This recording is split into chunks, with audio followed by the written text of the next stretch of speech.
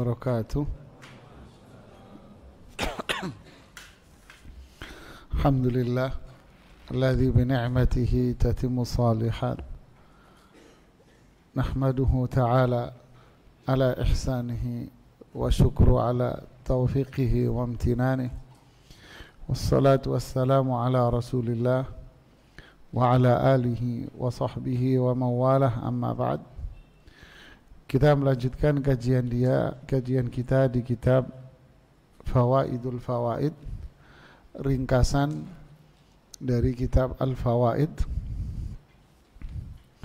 pada bagian yang kelima, yaitu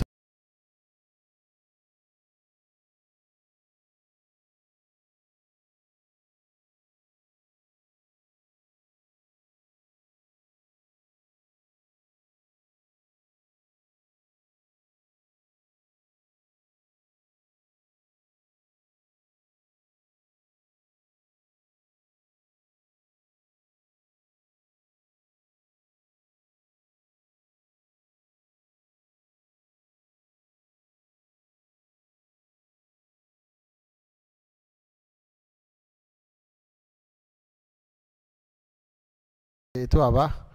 Melihat makhluknya.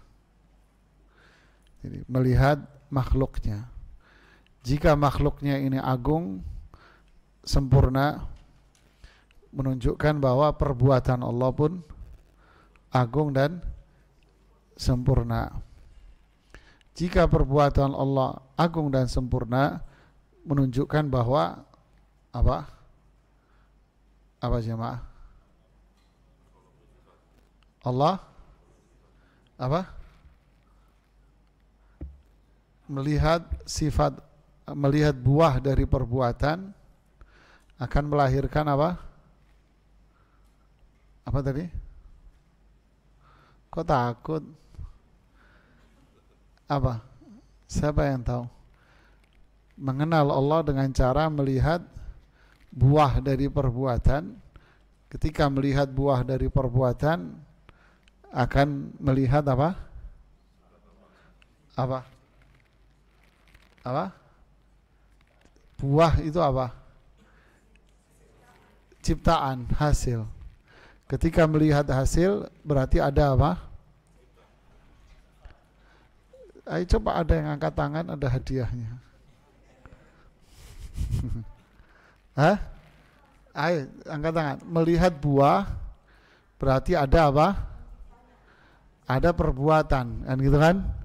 Ketika ada perbuatan berarti ada apa? Apa, Bu? Ada pencipta, tapi urutannya gimana kemarin? Ayo.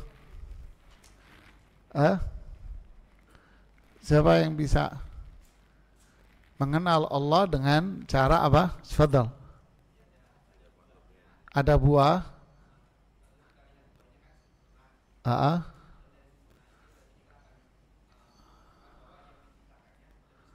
Berarti ada yang berbuat perbuatan.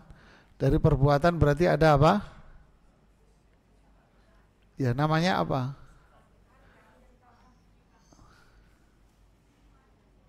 Apa? Ada apa? Sifat. Coba urutin. Kalau mengenal Allah dengan cara melihat buah. Dari melihat buah berarti ada apa? Enggak, ini. Ada pencipta. Kok balik lagi sama gini. Ada apa? Sifat. Jadi melihat buah berarti ada yang berbuat. Kalau ada yang berbuat berarti ada yang punya sifat. Faham tidak? Berarti ada yang punya sifat. Berarti ada enggak yang melakukan? Ada. Inilah cara mengenal Allah. Buah, maksudnya buah apa? Makhluk. Ya kan, makhluk. Melihat makhluk berarti ada yang berbuat. Berarti inilah perbuatan Allah. Jika Allah berbuat demikian, berarti Allah punya sifat. Berarti Allah ada apa enggak? Ada. Nah, inilah mengenal Allah dengan cara melihat apa? Buah dari perbuatannya. Faham? Nggak ada yang jawab yang benar. Sekarang bagian kedua dari ma'rifatullah, mengenal Allah, yaitu melalui keindahannya. Maksudnya apa? Saya mau nanya dulu. Kita melihat sesuatu itu indah, melihat sesuatu itu bagus, orang keren, ganteng, cantik. Seringkali kita melihat ini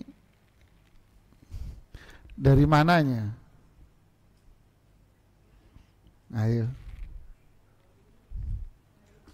Sehingga keluar sebuah kesimpulan. Coba lihat pola berpikirnya. Kesimpulannya apa? Indah ya. Ini kan kesimpulan kan? Indah ya. Bagus ya. Keren ya. Kan kesimpulan. Nah, kesimpulan ini lahir dari mana kok bisa Anda mengatakan ini indah, bagus, keren, ganteng, cantik? Dari mana? Akhirnya Anda mengenal itu dengan apa? Dengan bagusnya, keren ya kan? Mas, kamu tahu itu? Oh, tahu. Kenapa? Keren itu. Nah, jadi, mengenal itu dengan apa? Kerennya. Contoh, nostalgia dengan teman SD, SMP. Masih ingat Bu Guru Fulan? Yang mana ya? Yang paling cantik itu loh di sekolah. Oh iya. Iya enggak? Yang laki, yang perempuan juga sama, itu loh yang paling ganteng. Jadi yang paling elek juga dikenal, paling elek gitu. Yang sedang-sedang itu sudah kayak di pondok dulu, di pesantren yang dikenal apa? Paling pinter sama paling bandel. Yang sedang-sedang lupa. Ustadz kenal itu, lupa. Nah, Fulan kenal, oh kenal. Kenapa Ustadz? Ya antara satu. Jadi kesimpulan dikenal dengan apa? Indahnya. Faham? Sampai di sini dulu, ngerti nggak? Ya.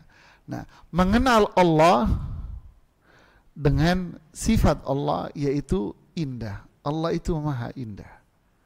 Bagaimana caranya? Dan kalau pemandangan ya indah pemandangannya. Ya, kalau manusia seperti ini, kan gitu kan? Akhirnya dia terkenal dengan itu indahnya itu. Mengenal Allah dengan indahnya. Kita baca Imam Ibnu Qayyim Al-Jauziyah rahimahullahu ta'ala mengatakan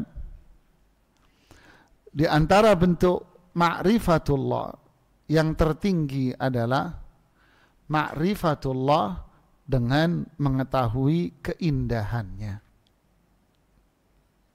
Nyambung sampai sini? Nyambung jamaah? Ma'rifat artinya mengenal seperti ini hanya dapat dicapai oleh orang-orang tertentu. Yang tahu orang tertentu jemaah. Faham? Bingung ya? Yang suka, yang tahu bahwa ini minyak, bahwa ini parfum yang bagus. Siapa? Sama? Satu, tukang parfum. Yang kedua? Yang apa?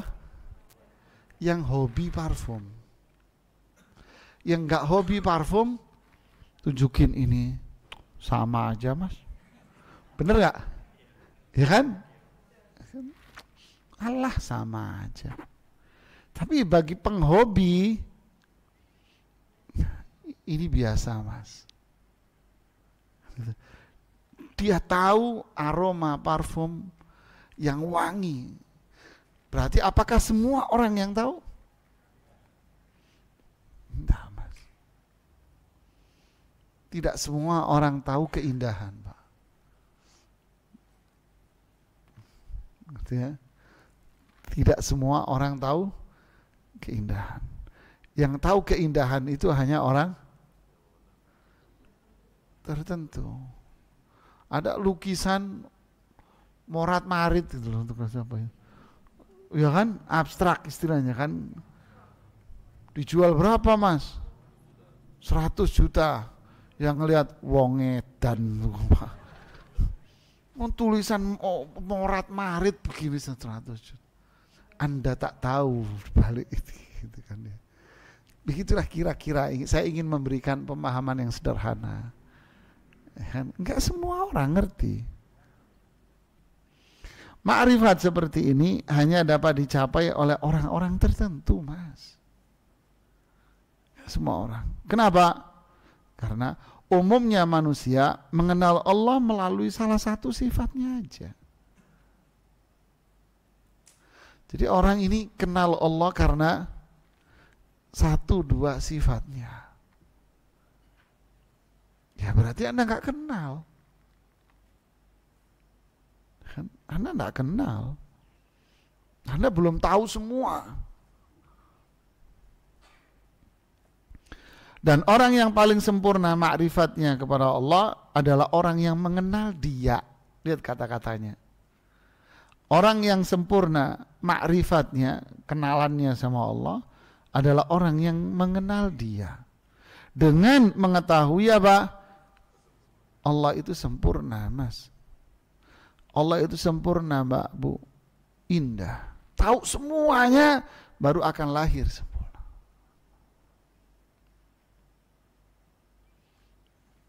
Kadang orang ngelihat sempurna, bagus, indah.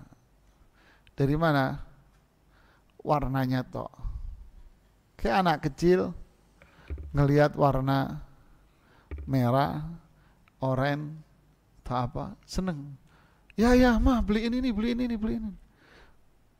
Dia seneng itu karena ngelihat apa? Semuanya apa salah satu? Salah satu aja. Ketika beli dimakan nggak Bu? Ngelihat sesuatu yang warna apa ya? Warna farawil. Apa farawil itu? Apa namanya? Buah, bahasa Indonesianya malah lupa. Farawil ini lah apa? Segitiga ini lah apa namanya? Strawberry. Allah tahu Arabnya Indonesia. Farawil namanya. Tahu dia ngelihat yang strawberry ini, seneng nggak dia? Nangis minta beli. Anda beliin, dimakan nggak? Ngelihat dari apa? Satu sisi. Apakah berarti dia kenal? Enggak. Bakal ditinggal.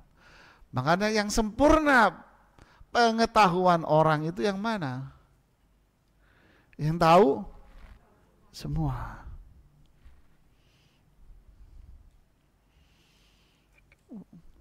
Paham ya? Ini dalam, ini logika berpikir. Ini Ibnu Qayyim ngajarin kita logika berpikir yang benar. Memahami keindahan Allah, ini temanya. Tidak ada sesuatu pun yang dapat menyamai sifat-sifat Allah. Tidak ada. Dalilnya apa? Laisa kamitslihi syai'un. Tidak ada sesuatu pun yang sama dengan Allah. Walam yakun lahu samia. Tidak ada yang sama dengan Allah. Kan? Walam yakun lahu kufuwan had. Tidak ada yang sekutu.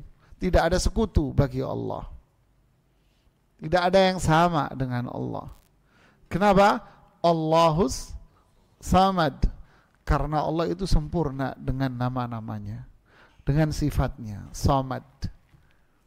Ya, tidak ada yang sama dengan Allah. Walaupun kesamaan itu hanya pada apa? Nama saja, tapi sebetulnya tidak ada yang sama hakikatnya dengan Allah.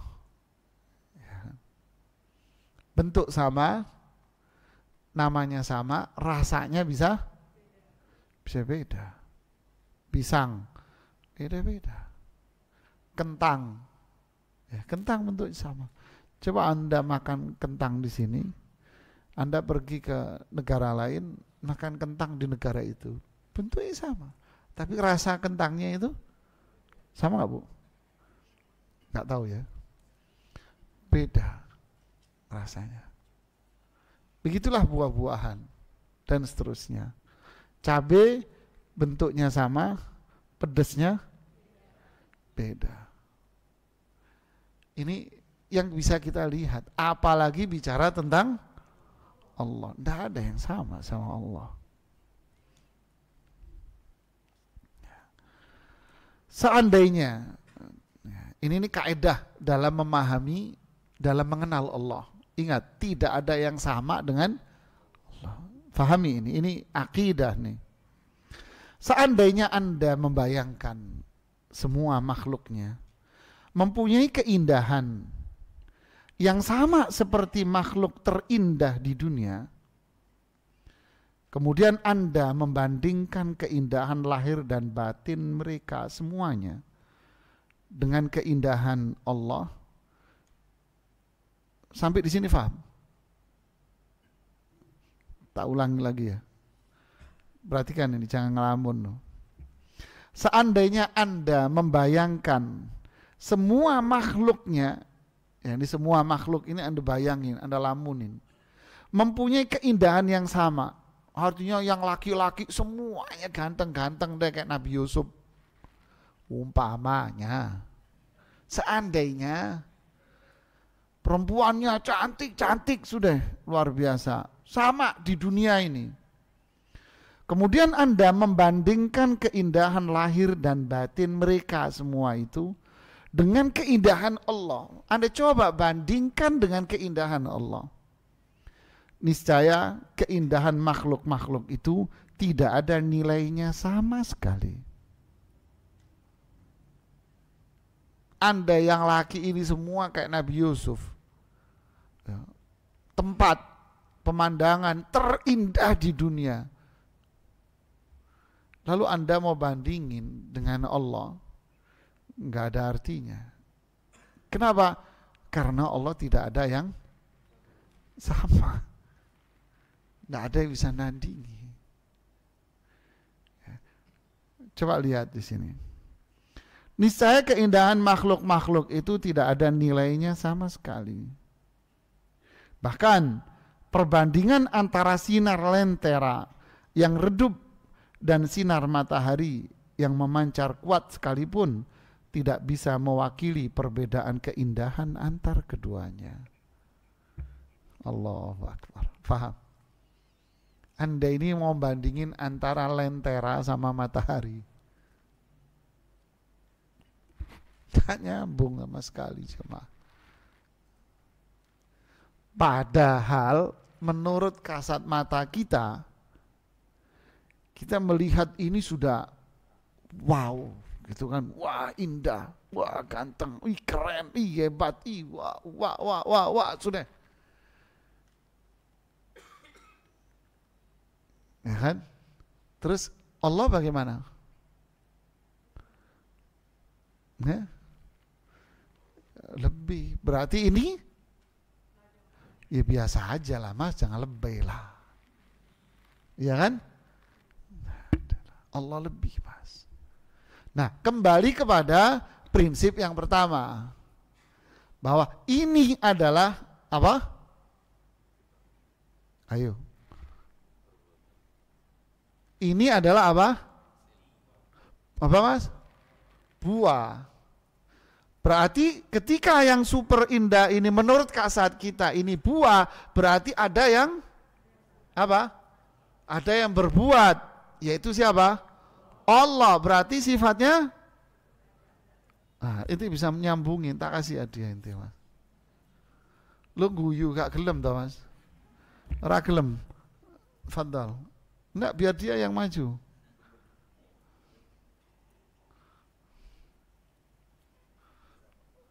Wah iya, Mas bapak ini. Awet nom itu Mas. Jangan kawin lagi loh.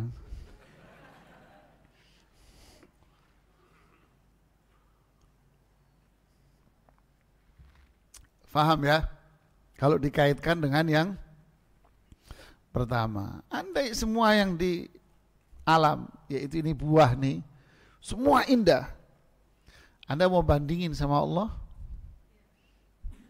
Nyambung, karena Allah tidak ada yang sama. Berarti apa?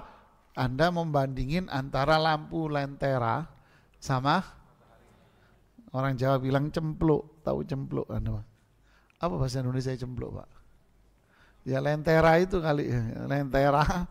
Anda mau bandingin sama matahari. Jadi jangan sekali-kali menyamakan Allah dengan makhluk, karena Allah itu keindahannya sempurna, luar biasa ya. Terus keindahan Allah cukup ditunjukkan bahwa seandainya, lihat, keindahan Allah, apa bukti bahwa Allah ini sempurna keindahannya? Apa buktinya? Ini yang mau disajikan sama Ibnu Qayyim. Apa buktinya?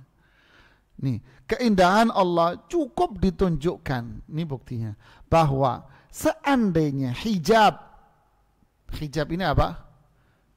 Tirai dibuka dari wajah Allah, niscaya sinar kemuliaannya akan membakar semua makhluk yang terlihat hingga akhir pandangannya, yakni akan membakar semua ciptaannya. Makanya ketika Nabi Musa ingin melihat Allah, jawaban Allah apa? Innaka lan tarani, enggak mungkin kamu bisa melihat saya. Fanzur ilal jabal fa in istaqarra makanahu fa innaka tarani. Coba kamu lihat ke gunung itu deh.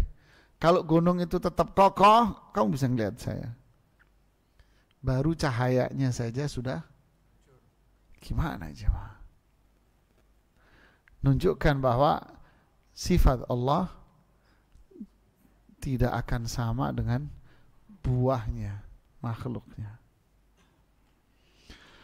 Keindahan Allah cukup dijelaskan bahwa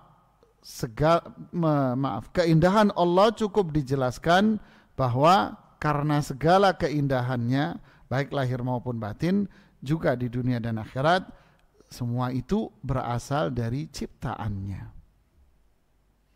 Ini kamu baca ini harus tahu susunan kata. Kalian baca ini harus tahu susunan kata. Kalau nggak tahu susunan kata, bulet kamu. Kamu baca dengan baca begini, ini bacaan bulet ini, tak kasih tahu. Jadi baca itu ada seninya jamaah. Ana dulu diajarin cara seni baca. Ada ustadz saya dari Mesir dulu, dokter psikologi. Kalau bacanya begini Anda bingung. Keindahan Allah cukup dijelaskan bahwa karena segala keindahan baik lahir batin juga di dunia dan akhirat, semua itu berasal dari ciptaannya. Faham? Yakin kamu baca 10 kali mungkin baru ngerti kamu. Ini semua jumlah i'tiradiyah, koma. Belum ada jawaban. Keindahan Allah cukup dijelaskan bahwa beliau ini ingin menjelaskan keindahan Allah itu bagaimana.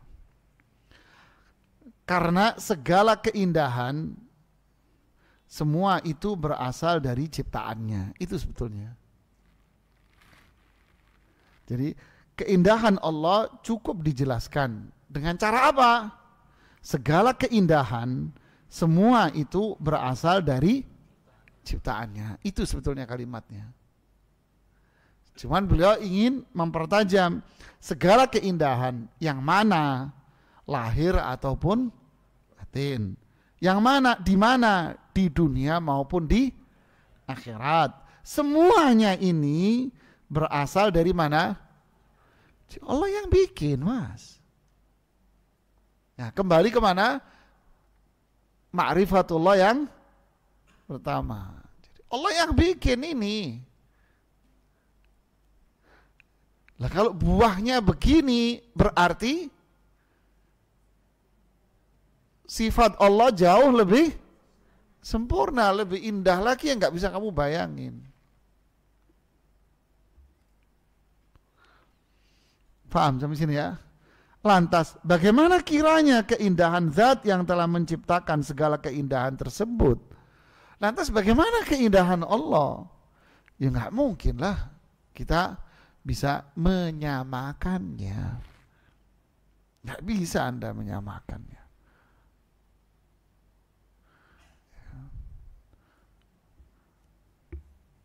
Pemandangan yang cukup indah, dengan burung-burung yang beraneka ragam, kemudian suara gemercik air, suara air yang mengalir, dengan binatang-binatang yang berlarian di tengah padang rerumputan yang indah, beraneka ragam bunga yang lagi mekar. Kita akan mengatakan, Allahu Akbar, indah sekali ini. Lantas bagaimana dengan yang ciptakan?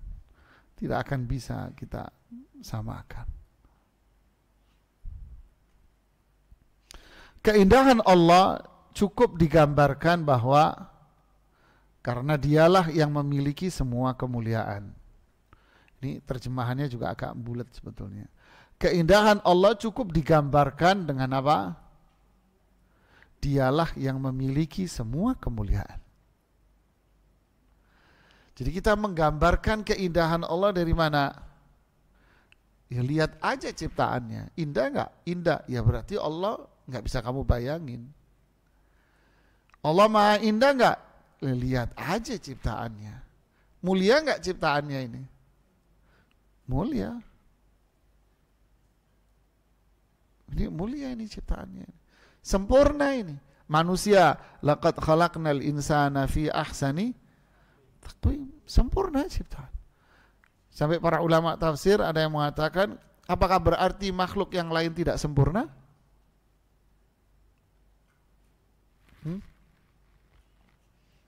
Ada yang menjawab, tidak. Manusia yang paling sempurna. Tapi makhluk-makhluk lain juga sempurna pada jenisnya dia. Makhluk-makhluk yang lain sempurna pada jenisnya. Sedangkan ciptaan Allah pada diri manusia sempurna. Makhluk yang lain sempurna juga pada jenisnya sendiri-sendiri. Berarti yang mencipta, nah nggak bisa kita bayangkan sifat Allah, nggak akan sama. Dialah yang memiliki semua kemuliaan, kekuatan, kemurahan hati, kebaikan, ilmu, dan keutamaan. Kekuatan, dia yang punya kekuatan. Air itu mampu menghancurkan beton sekuat apapun, bisa dijebol sama air. Bisa nggak? Bisa. Segede apapun tuh beton, kalau ada celak seukuran semut, jebol dia. Hitungan bisa dihitung itu sama ahli. Oh ada bolong, dah kecil pak, ukuran jarum, tak hitung. Dalam kurung sekian menit atau sekian hitungan, jebol itu nanti. Air mampu menjebol semuanya. Api mampu menghancurkan semua. Pasir, tanah bisa menghancurkan semuanya. Bagaimana dengan yang kekuatan dari yang mencipta? Ya. Petir dan seterusnya jemaah. Matahari, ya, cahaya. Orang zaman dulu kalau bikin api pakai apa? Kayu, terus digesek, dikasih dengan apa? Cahaya matahari. Subhanallah. Bagaimana dengan kekuatan zat yang mencipta? Kebaikan, ilmu, keutamaan, dan seterusnya. Bahkan karena cahaya wajahnya, semua kegelapan menjadi terang beneran. Ini cahaya dari wajah Allah. Makanya jangan dibayangin wajah Allah itu kayak apa ya. Nggak bisa, Mas. Nggak akan bisa Anda membayangkan. Ini lampu gini aja udah terang, Pak. Tapi kalau dibanding dengan matahari, saya tak bayangin matahari itu kayak apa. Coba pelototin matahari, buta mata kamu, Mas. Bisa. Jangan membayangkan wajah Allah. Kita cuma disuruh apa? Beriman bahwa Allah punya sifat wajah. Punya sifat ini, punya sifat itu, imani, membenarkan. Ya. Dan sifat Allah tidak akan sama dengan makhluknya. Ya. Semua kegelapan menjadi terang benderang, sebagaimana yang digambarkan Nabi dalam doanya ketika beliau melempari batu di Taif. Dilempari batu di Taif. A'udzu binuri wajhikal ladzi asyraqat lahu dhulumatu wa salaha alaihi amrud dunya wal akhirati. Aku memohon perlindungan dengan cahaya wajahnya. Ya, jangan dipalingkan ini. Allah memang mensifati dirinya dengan sifat ini. Allah punya cahaya, Allah punya wajah. Allazi asyraqat lahu dhulumat, yang telah membuat semua kegelapan bersinar karenanya, dan yang menjadikan urusan dunia dan akhirat menjadi baik. Terus bagaimana dengan cahaya Allah? Enggak tahu. Yang penting Allah punya. Bagaimana dengan wajah Allah? Enggak tahu. Enggak boleh nanya. Yang penting kita membenarkan iman bahwa Allah punya wajah. Abdullah bin Mas'ud berkata, di sisi Rabbmu tidak ada istilah malam dan siang. Karena semua cahaya yang ada di langit dan di bumi berasal dari cahaya wajahnya. Makanya di surga nggak ada lagi, Pak, malam, siang, ini nggak ada, sudah. Nggak ada keringetan, nggak ada, Pak. Nggak ada, jemaah. Allah subhanahu wa ta'ala adalah cahaya semua langit dan bumi. Pada hari kiamat kelak, hari penegakan keadilan, bumi akan bersinar dengan cahaya Allah. Makanya sering disebut hadis apa?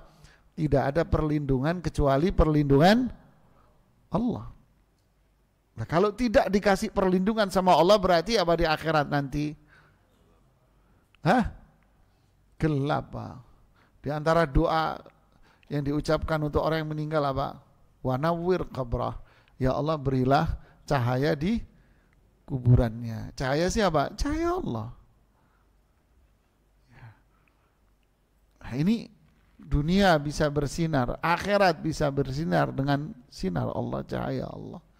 Lantas berarti Allah punya sifat.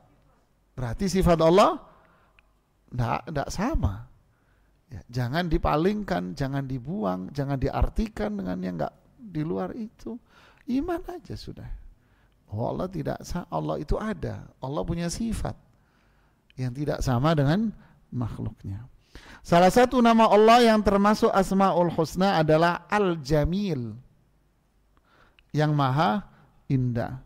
Seperti itulah yang disebutkan dalam kitab As-Sahih bahwa Nabi SAW bersabda,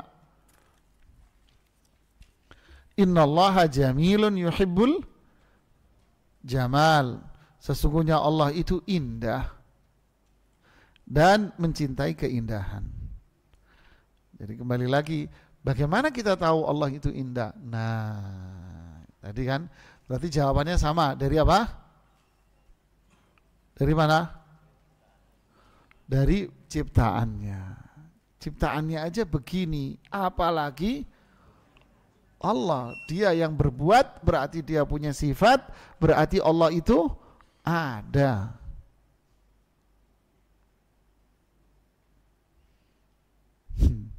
Allah nggak ada, Pak. Allah nggak ada lah. Pale lu dari mana gitu kan? Kalau bahasanya orang Betawi. Allah nggak ada lah. Pale lu ini itu siapa yang ciptaan?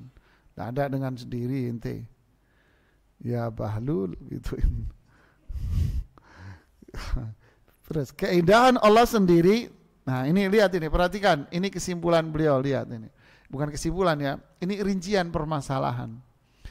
Keindahan Allah sendiri terdiri atas 4 tingkatan. Nah, paham ini penting nih. Keindahan Allah terdiri dari 4 tingkatan. Yang pertama, indah zatnya.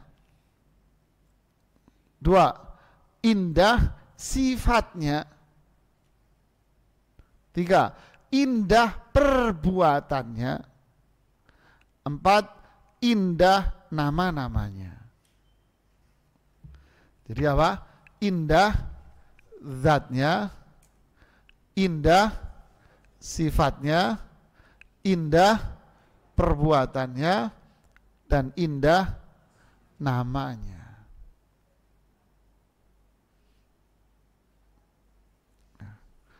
Tak kasih ilustrasi. Ini ilustrasi walillahil matsalul a'la. Anda lihat, Mas, si fulan itu ganteng, Mas, orangnya. Biasanya yang dilihat apanya tok, jemaah? Fisiknya tok, jemaah. Fisik itu apa? Itu zat fisiknya kan. Padahal yang harus dilihat apanya? Fisiknya. Apa? Perbuatan dia, sifat-sifat dia bagus enggak? Nah, gitu kan ya. Hanya kalau mau menikahi seseorang, jangan ngelihat fisiknya aja. Jangan lihat fisiknya aja. Saya pernah mendamaikan suami istri yang mau cerai. Masih muda. Dua-duanya masih muda lah, belum 30 lah. Atau mungkin yang lakinya masih 30, masih muda lah pokoknya. Mau cerai. Si istrinya ini, kalau orang Surabaya bilang, Mas, wayu, Mas.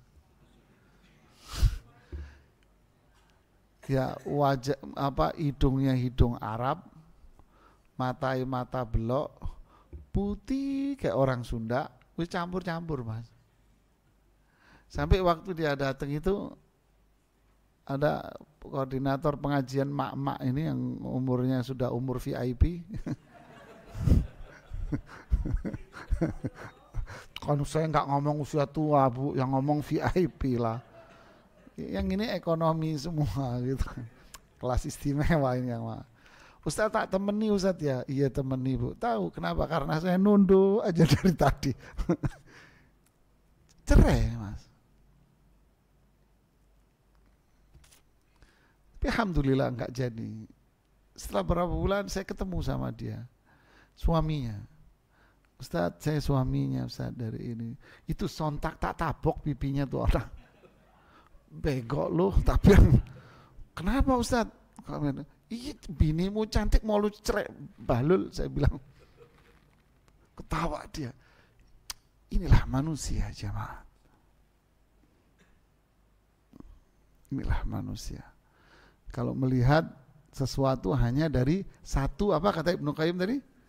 Satu sifat, satu sisi aja. Kila balik ke sini.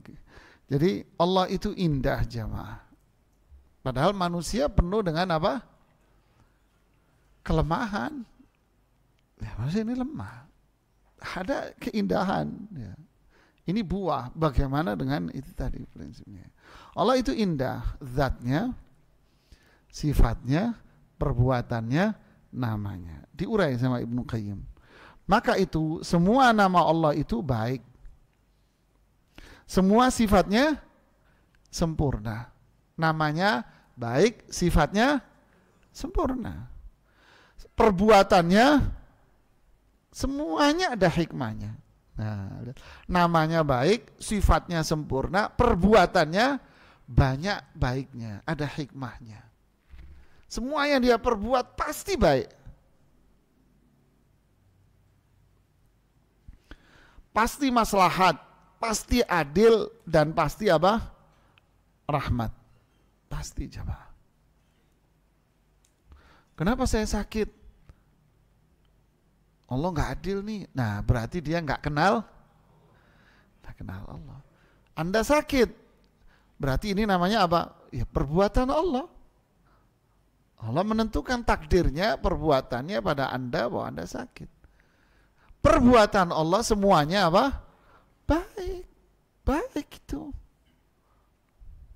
Harus yakini baik. Karena Allah itu apa? Indah. Allah itu indah, Mas. Si fulan, mohon maaf, diciptakan cacat. Berarti ini perbuatan Allah kan? Perbuatan Allah. Perbuatan Allah indah tidak? Indah. Kalau Allah punya perbuatan berarti Allah punya sifat. Berarti sifat Allah juga sempurna. Sifatnya sempurna, perbuatannya baik. Banyak hal yang Anda nggak bisa berbuat, tapi orang yang punya apa namanya istilahnya ini, bahasa halusnya apa? Disabilitas ya, memiliki kelebihan yang Anda nggak mampu. Kayak kemarin Asian Games, para game itu, mereka mampu, Mas, mampu mereka, luar biasa ini, bisa berbuat dia.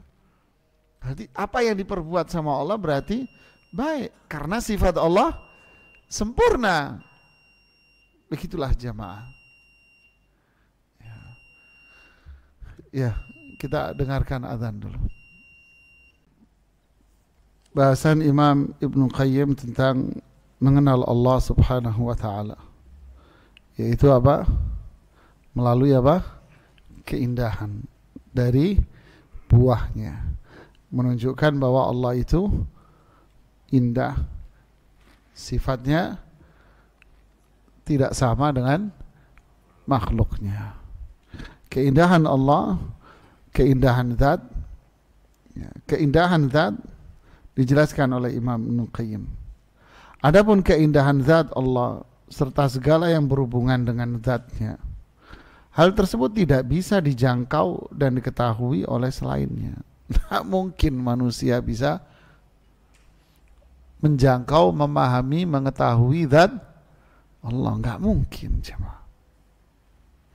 Semua makhluk hanya bisa mengetahui sebatas penjelasan yang dia anugerahkan kepada sebagian hambanya saja. Tahu dari dalil aja. Tahu dari apa? Wahyu. Di dalam Al-Quran Allah menyebutkan bahwa dirinya memiliki wajah. Di dalam Al-Quran Allah menyebutkan bahwa dirinya memiliki tangan. Berarti Allah punya sifat-sifat yang berkaitan dengan zat. Sudah sebatas apa yang disebutkan dalam wahyu, kita memahami makna dari lafaz itu. Maknanya apa? Al-wajhu, wajah. Al-yad, tangan. Kita memahami makna berdasarkan dari lafaz itu. Tidak memalingkan, tidak membuang, tidak memaknai di luar dari itu. Enggak, itu bukan wajah. Itu itu nikmat. Kalau Anda katakan wajah, berarti Anda menyamakan Allah dengan siapa yang menyamakan? Jadi terjebak sendiri dalam lingkaran-lingkaran kesalahan yang fatal. Ya. Jadi inilah prinsip metode para ulama ahlu sunnah wal jamaah, para ulama salaf dalam prinsip mengenal Allah. Ya. Jadi zat Allah tidak ada yang bisa mengetahui. Kita hanya tahu berdasarkan wahyu. Makanya kita membenarkan makna dari lafaz itu. Adapun hakikat kita tidak akan mengetahuinya. Kemudian sebab keindahan zat Allah itu tidak dapat dilihat oleh selainnya. Keindahan zat tertutup oleh pakaian kemuliaan dan kain keagungannya. Sebagaimana sabda Nabi, al-kibriya uridai wal 'azamatu izari. Kebesaran adalah pakaian atasku dan keagungan adalah pakaian bawahku. Enggak bisa. Ya. Mengingat sifat kibriya, kebesaran itu lebih agung dan lebih luas dan sifat dari sifat yang lain, maka sifat itu pantas diibaratkan dengan pakaian, diumpamakan pakaian. Berarti nggak bisa melihat apa? Zatnya, karena zatnya ditutupi dengan apa? Dengan kebesaran Allah, dengan keagungan Allah, ditutupi dengan nama-nama, ditutupi dengan sifat-sifatnya. Nah, sifat-sifatnya yang sempurna, perbuatannya yang penuh dengan kebaikan, ya. Ditutupi dengan ini, nggak bisa dilihat. Ibnu Abbas pernah mengatakan, zat Allah ditutupi oleh sifat-sifatnya, sifat-sifatnya ditutupi oleh perbuatannya. Ini perbuatan Allah yang kita lihat, kauni, syar'i, ini hukum Allah ini. Ya. Jadi kita tidak akan mampu melihat dan mengetahui hakikat, tapi bisa memahami makna dari lafaz itu. Jadi kesimpulannya, Allah tidak sama dengan siapapun dari makhluknya. Allah itu zatnya apa? Indah. Kemudian sifatnya sempurna, indah juga kan. Kemudian yang ketiga, perbuatannya indah. Terus namanya indah, tidak sama dengan manusia. Faham jemaah? Jadi perbuatan Allah, ya apa yang kita lihat, semua baik jemaah. Sifat Allah sempurna, zat Allah pun baik, nama Allah pun semuanya baik. Jadi, jika kita memiliki ini, maka inilah iman. Inilah kebahagiaan, ketentraman. Ya. Wallahu a'lam. Kita lanjutkan di bahasan berikutnya nanti, tingkatan jenjang dari ma'rifatullah.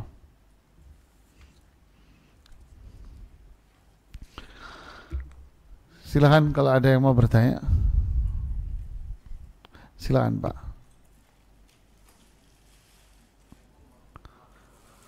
Waalaikumsalam warahmatullahi wabarakatuh.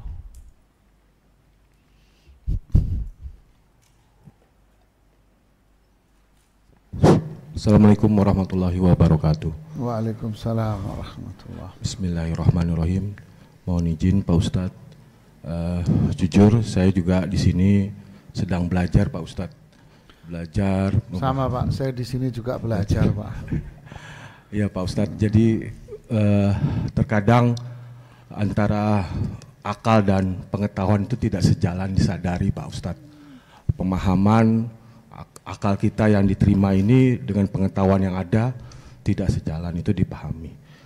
Tapi pada saat saya duduk bersama dengan rekan-rekan kerja, ada sepintas di hati kecil dari rekan-rekan kami, terkadang keluar, apakah kita yang sudah benar-benar sudah menjalankan sholat 5 waktu dengan tuntutan penuntun yang sudah ditetapkan oleh Allah, kita sudah menjalani, tapi ada perasaan hati kecil, apakah sholat kita diterima Pak Ustadz?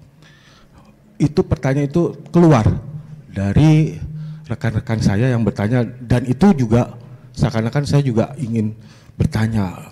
Nah, padahal kita di dalam melaksanakan sholat yang 5 waktu itu, di dalam hati kita tuh ada penyakit hati, ada rasa dendam, ada rasa punya niat jahat, mungkin tidak fokus dan lain sebagainya. Maka hati itu jadi perasaan timbul, Nah, bagaimana untuk menyikapi dengan adanya hati yang penyakit hati yang ada pada diri kita masing-masing dengan menjalankan sholat 5 waktu itu. Begitu Pak Ustadz, terima kasih. Assalamualaikum warahmatullahi wabarakatuh. Waalaikumsalam. Pertanyaan Bapak wangil Pak, jawabnya Pak. Berat, luar biasa pertanyaannya. Tapi saya kasih hadiah aja Bapak nih Pak. Silakan Pak. Daripada tak balikin ke Pak Wingki, mending tak kasih ke Bapak.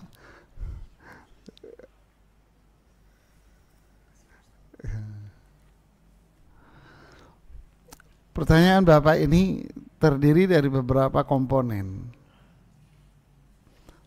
Pertama, akal, apakah akal itu tidak sejalan dengan pengetahuan? Ini menarik nih. Jawabannya, ringkasnya, tidak mungkin. Akal yang sehat itu berasal dari hati yang sehat. Hati yang sehat berasal dari nutrisi yang bergizi. Paham apa enggak?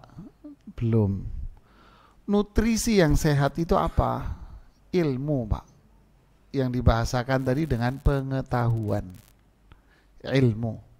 Ilmu apa? Quran, hadis, akidah yang benar, tauhid yang benar, sesuai pemahaman para sahabat, para ulama salaf kita. Itulah yang melahirkan ilmu dan nutrisi hati kita. Kalau sudah hatinya sehat dengan ilmu yang benar tadi, maka akalnya pasti sehat, Pak. Fahami itu. Nggak mungkin kontradiksi, Pak. Tidak mungkin. Jika terjadi kontradiksi, berarti jawaban sederhananya apa? Nutrisi hatinya ada yang salah, Pak. Ilmu yang dipelajari salah, Pak. Bukan ilmu dari Quran, hadis, dan bukan ilmu dari ulama salaf dulu. Bukan ilmu dari sahabat, tabi'in, bukan. Sehingga hatinya enggak sehat. Makanya pikirannya, akalnya enggak sehat. Maka lahirlah perbuatannya juga enggak sehat. Semuanya enggak sehat. Paham ya? Jadi pelajarannya apa? Belajarlah ilmu yang benar. Ya, tidak semua yang disampaikan di era sekarang itu ilmu. Ilmu yang benar, kata Imam Syafi'i apa? Firman Allah dan sabda Rasulullah SAW. Dengan pemahaman para salaf kita, para sahabat kita. Bukan pemahaman Anda.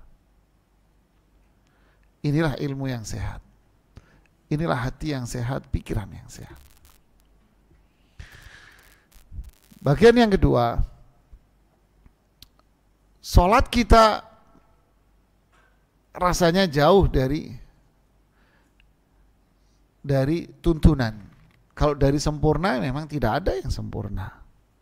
Sholat kita kayaknya jauh dari tuntunan Rasulullah SAW. Jawabannya adalah, pertama, ini yang harus muncul pada jiwa kita. Jiwa orang beriman harus merasa bahwa amal soleh, sholat contohnya, belum benar.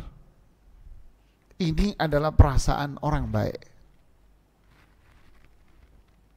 Saya ulangi, perasaan orang beriman, perasaan orang baik, yaitu merasa ibadah dia, sholat umpamanya, belum apa? Belum baik. Kayaknya sholat saya nggak bener nih. Kayaknya sholat saya nggak bener, berantakan. Wah, ini jangan-jangan nggak diterima nih sama Allah. Ini orang baik, jemaah. Kenapa Karena orang yang seperti inilah yang akan memperbaiki. Dia berusaha. Dia akan berusaha, jemaah. Tapi kalau ada orang merasa, ini lo gue, ini saya nih Pak. Alhamdulillah Pak, saya udah rajin sholat malam. Alhamdulillah Pak, sudah rajin Pak sholat berjamaah. Ini Pak dapat pin one day one juice. Udah. Terus angel Mas kayak gini Mas. Haji Muhyiddin Mas. Wah, inilah namanya manusia apa? Sombong. Salasun muhlikat, kata Rasulullah SAW. Ada 3 yang bikin manusia itu apa? Binasa. Di antaranya apa? Mu'jabun binafsi, bangga dengan apa yang ada pada dirinya. Hancur dia Pak, orang kayak gini Pak. Hancur dia Pak. Justru perasaan ini harus ada. Dan dalil tentang ini banyak, seperti ayat walladzina hum min khasyati rabbihim musyfiqun. Orang beriman itu karena takutnya dia sama Allah, hati-hati. Apa yang dimaksud? Kata Rasulullah SAW pada Aisyah radhiyallahu anha dalam tafsir ayat ini, surat Al-Mu'minun ini enggak salah ya. Takut sholatnya enggak diterima, takut puasanya enggak diterima, zakatnya enggak diterima, hajinya enggak diterima. Dia takut. Artinya apa? Hati-hati nanti kalau berbuat dia. Giliran dia sholat, hati-hati. Ini jangan-jangan nggak diterima lagi kayak kemarin. Hati-hati dia. Dijaga. Dia jaga sholatnya akhirnya. Kemudian dia jaga hatinya. Ini jangan-jangan sayanya, ini hati saya yang kotor. Suka dengki, iri. Akhirnya semua kotoran-kotoran, penghalang-penghalang ini dia singkirkan. Karena dia ingin mendapatkan amalan yang diterima. Inilah Pak orang beriman. Inilah yang dimaksud dengan ayat apa? Fastabiqul khairat. Berlomba-lombalah dalam kebaikan. Orang yang berlomba-lomba dalam kebaikan, siapa? Ketika dia memiliki sifat yang ini. Coba lihat sahabat radhiyallahu taala anhum ajma'in dijamin surga. Ada yang pernah bangga dengan jaminan Allah dan Rasulnya terhadap surga, jaminan Allah dan Rasulnya akan surga pada dirinya? Nah, ada yang bangga. Nah, ada jemaah. Justru mereka itu nangis, takut diazab neraka. Sampai Abdullah bin Umar bilang apa? Yang dijuluki oleh Rasulullah SAW faqihus sahabah, sahabat yang paling faham, sahabat mulia. Bilang apa? Allah menerima sholat saya 1 rakaat sudah lebih baik dari dunia dan seisinya. Sahabat ya akhi. Sahabat. Terus kita sekarang merasa diri kita, sholat kita terima. Selesai dari bulan Ramadan, selamat Pak ya, selamat. Selamat. Apanya yang selamat? Anda yakin puasamu diterima kok selamat.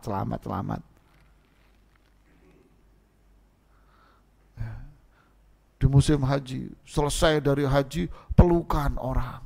Apa? Selamat ya, sudah selesai. Selamat. Ini kamu yakin hajimu diterima?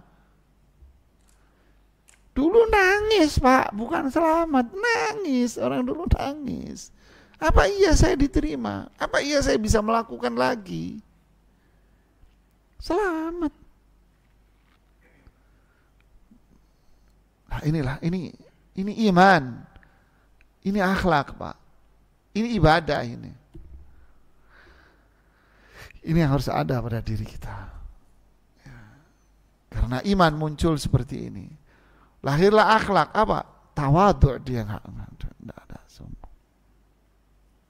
Sisi ibadahnya semangat terus dia. Tapi kalau sebaliknya dia akan berhenti sampai di situ. Kenapa? Karena saya sudah finish. Saya sudah sampai kesempurnaan finish, Pak. Sekolah itu saya sudah profesor Pak, udah kelar, saya sudah ada profesor. Siapa lu debat saya?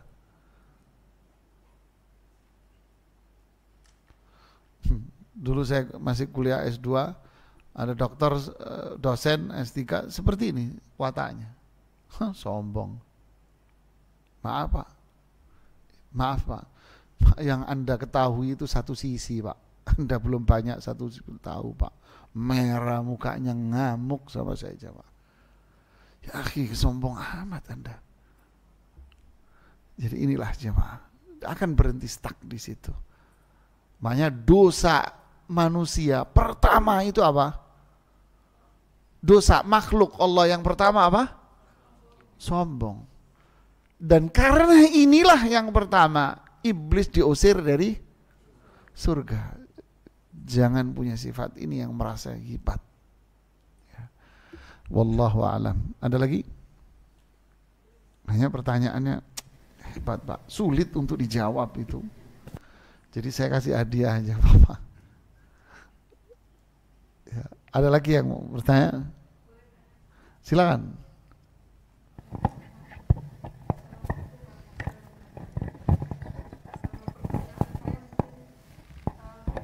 Bahwa kita diwajibkan menutup aurat.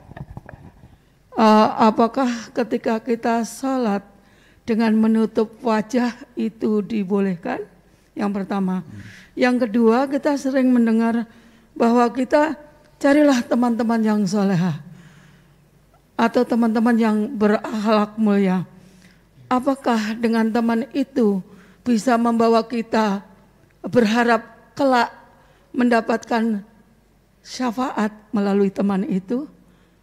Demikian pertanyaannya. Ya. Assalamualaikum warahmatullahi wabarakatuh. Waalaikumsalam warahmatullahi wabarakatuh. Ibu ini bertanya dua pertanyaan. Yang pertama masalah fikih, yaitu hukum perempuan yang bercadar di dalam sholat.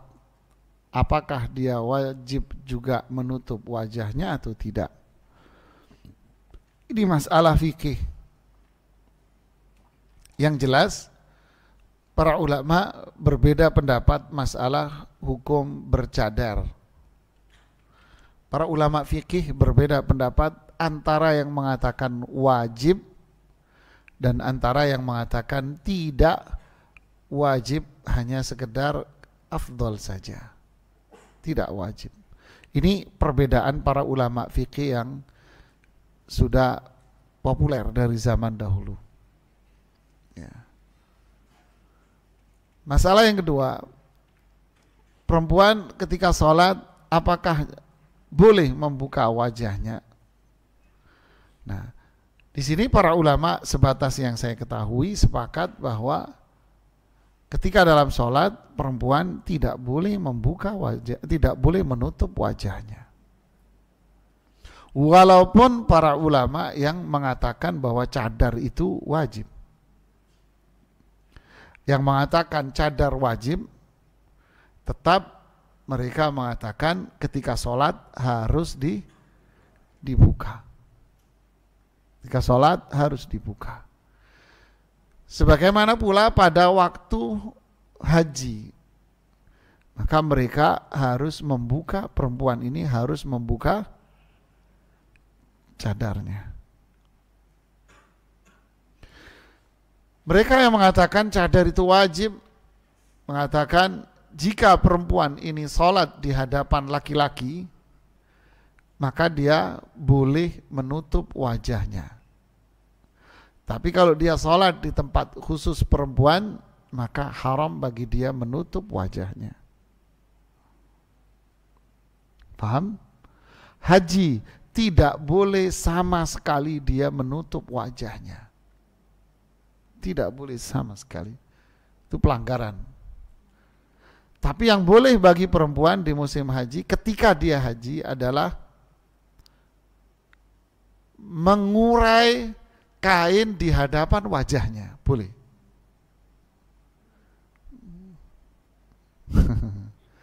Apa bedanya ya? Beda. Kalau cadar ditutup memang dengan kain tersendiri. Tapi kalau ini kayak tirai gitu, hanya menutup wajahnya dia saja. biasanya dipakai oleh perempuan-perempuan Saudi. Ditutup pakai kain gini, nerawang gitu kelihatan. Ya. Tapi intinya waktu haji, waktu pelaksanaan hajinya wajib dibuka wajahnya. Ya. Kemudian yang pertanyaan berikutnya, masalah pertemanan. Iya, Allah berfirman, al-akhillau yauma idzin ba'duhum li ba'din aduwwun illal muttaqin. Teman-teman itu nanti pada hari kiamat akan menjadi musuh. Ya. Akan menjadi musuh. Seperti yang disebutkan pada ayat-ayat yang lain. Illal muttaqin, kecuali teman-teman yang bertakwa. Yang disebutkan dalam hadis bahwa pertemanan yang bertakwa, teman-teman yang bertakwa akan saling memberikan syafaat pada hari kiamat kelak. Seperti hadis Ali bin Abi Thalib tentang kisah dua teman yang bertakwa wafat. Satu wafat, yang satu masih hidup. Lalu yang masih hidup ini terus berdoa kepada Allah untuk temannya, sehingga temannya ini mampu menyelamatkan si teman ini dari azab. Dan Allah kumpulkan keduanya di surga. Jadi inilah teman yang baik. Makanya Rasulullah SAW mengatakan, la tusahib illa mu'mina, wa la ya'kul ta'amaka illa taqi. Jangan bergaul kecuali dengan orang yang beriman. Dan jangan makan makananmu ini kecuali orang yang bertakwa, yang beriman, yang soleh juga, yang soleh. Kenapa? Kalau orang soleh makan makananmu, dia akan doain kamu.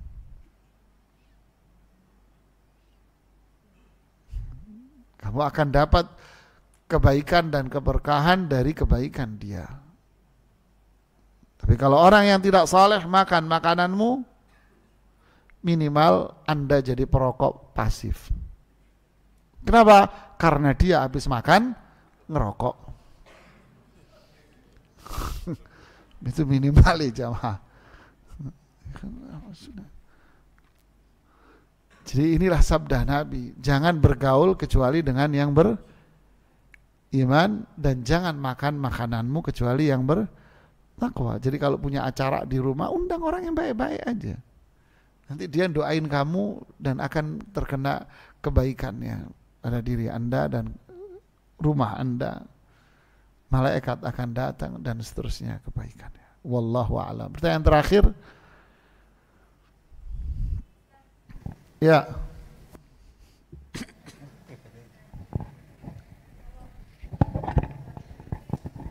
Enggak dengar sebentar, pakai. Bismillah. Assalamualaikum warahmatullahi wabarakatuh. Waalaikumsalam. Menyambung yang tadi Ustadz, karena soal fikih juga, karena tadi soal cadar, ada beberapa teman tuh masih pakai sarung tangannya saat sholat. Itu yang pertama. Terus saya juga perhatikan banyak sekali akhwat ini kalau pakai, sebenarnya bajunya sudah syar'i sangat lebar, namun suka memasukkan tangannya ke dalam bajunya sehingga tangannya kiwir-kiwir gitu Ustaz. Kiwir-kiwir. Iya bajunya kiwir-kiwir, lengan bajunya kiwir-kiwir, kayak tangan buntung gitu. Mohon penjelasannya. Ya, ini juga masalah fikih ya, batasan yang boleh dibuka itu yang mana sebetulnya. Kalau para ulama yang mengatakan wajib, ya semuanya ditutup, nggak ada yang kebuka. Ini juga berbeda pendapat, yang wajib harus ditutup. Apakah semua atau yang mana? Berbeda pendapat lagi para ulama fikih. Ada yang mengatakan boleh kedua matanya, ada yang mengatakan tidak, satu mata saja, ada yang mengatakan tidak boleh, harus ditutup semuanya. Semuanya. Tapi kalau sholat wajib dibuka wajahnya dan al-kaf. Al-kaf itu apa? Al-kaf itu kalau diterjemahin jadi dalam bahasa Indonesia menjadi apa? telapak tangan. Ini salah nerjemahin. Akhirnya muncullah telapak tangan kebuka, ini yang ditutup. Ini salah kaprah nerjemahin. Ini salah nerjemahin ini. Al-kaf itu apa? Iki loh Pak, Bu, Mbak. Ini loh.